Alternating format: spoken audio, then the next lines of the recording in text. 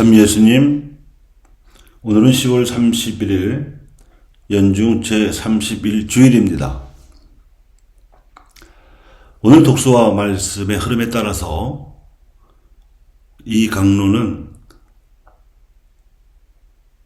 어제와 오늘 그리고 미래의 사제직에 관해서 말씀드리고자 합니다. 신앙의 최소한은 죄를 짓지 않는 것이고 그 최대한은 하느님께 찬양을 드리는 것입니다.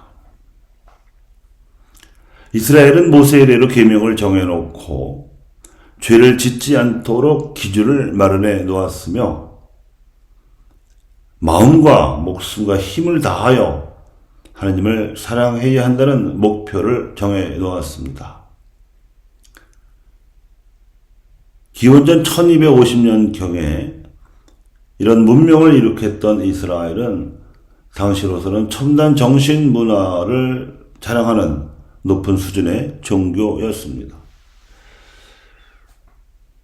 이스라엘이 이렇게 높은 수준의 정신 문화를 이룩할 수 있었던 계기는 아브라함이 바벨탑 문명의 우상 숭배를 벗어나서 하느님 신앙을 받아들였기 때문입니다.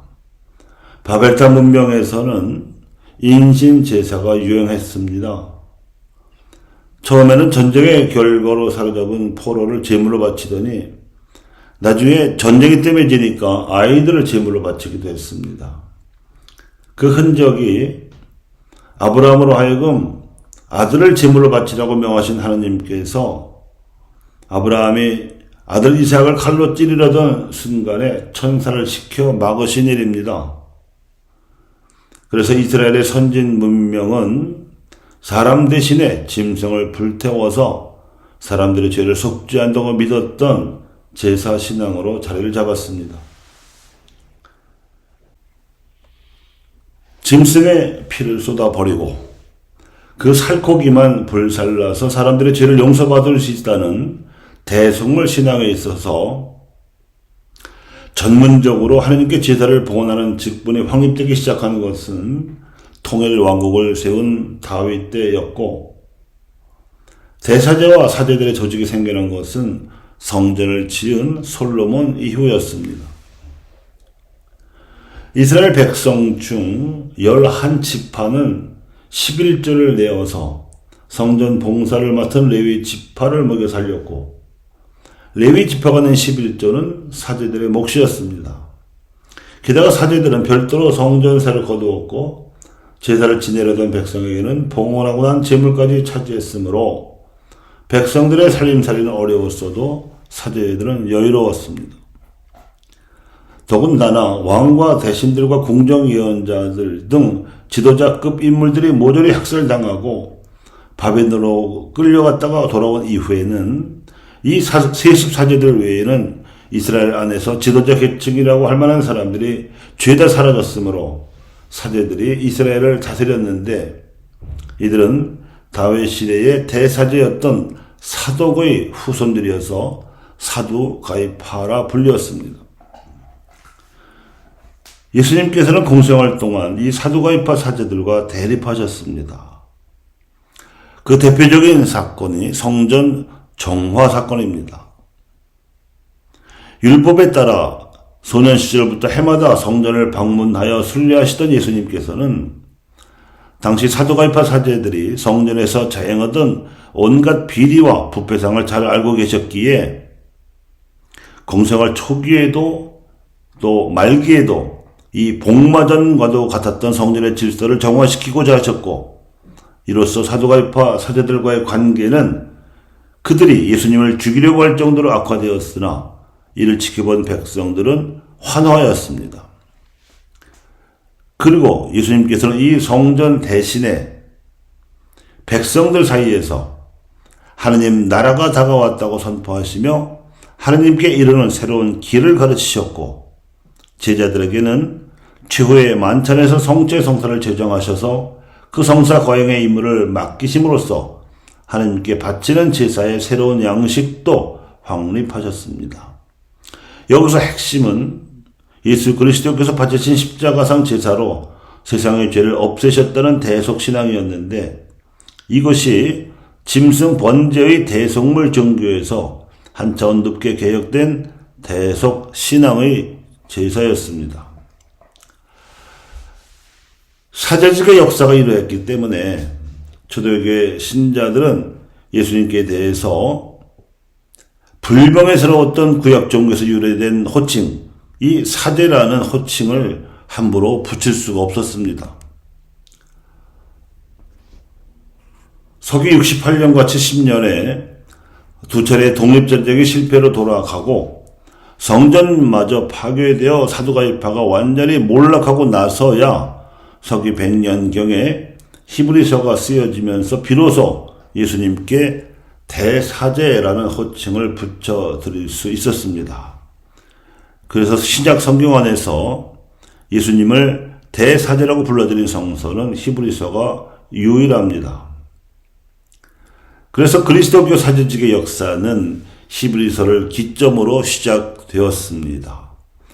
하지만 초대교회와 고대교회 시절까지만 해도 예수 그리스도께만 대사제의 호칭을 불러드렸고 교회 안에는 사제라는 명칭이 따로 없었습니다. 단지 신자들 안에서 공동체의 지도자로 선출된 이들이 돌아가면서 성찬례를 집전하였고 성찬례라는 예수 그리스도의 제사를 거행하는 주체는 어디까지나 공동체였습니다. 공동체 전체가 예수 그리스도를 통해 하나님께 제사를 드려야 함을 신앙으로 철석같이 믿고 있었고 따라서 예수님께서 남기신 제사를 주례하기 위한 사제를 공동체가 선출했습니다.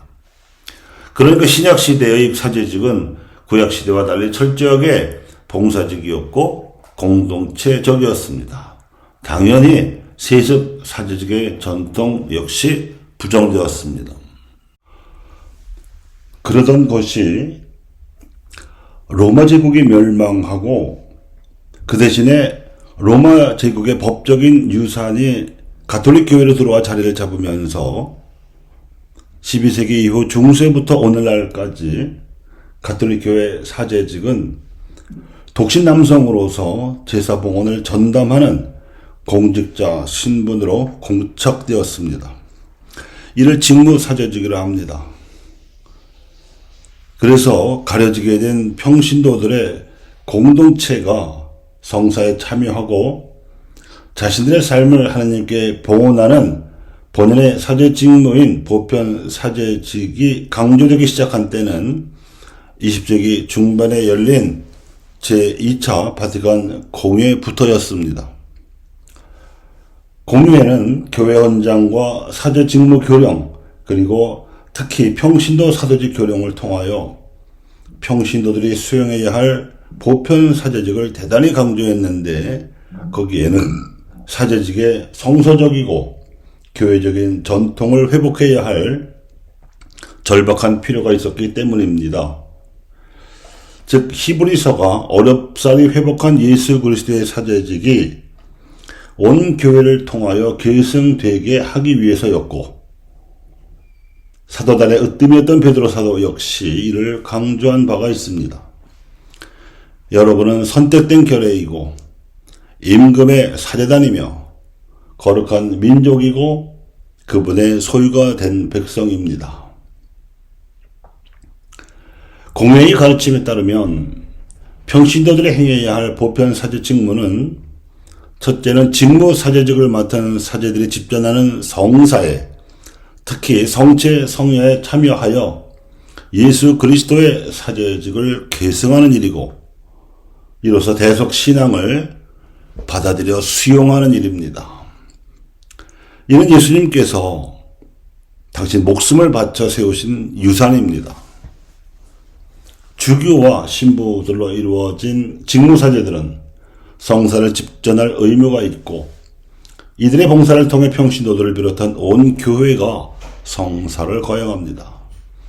그러므로 신자들은 성체 성사가 거행되는 미사의 구경꾼이거나 손님이 아니라 주체입니다. 주인의식을 가지고 미사에 참여하시기 바랍니다.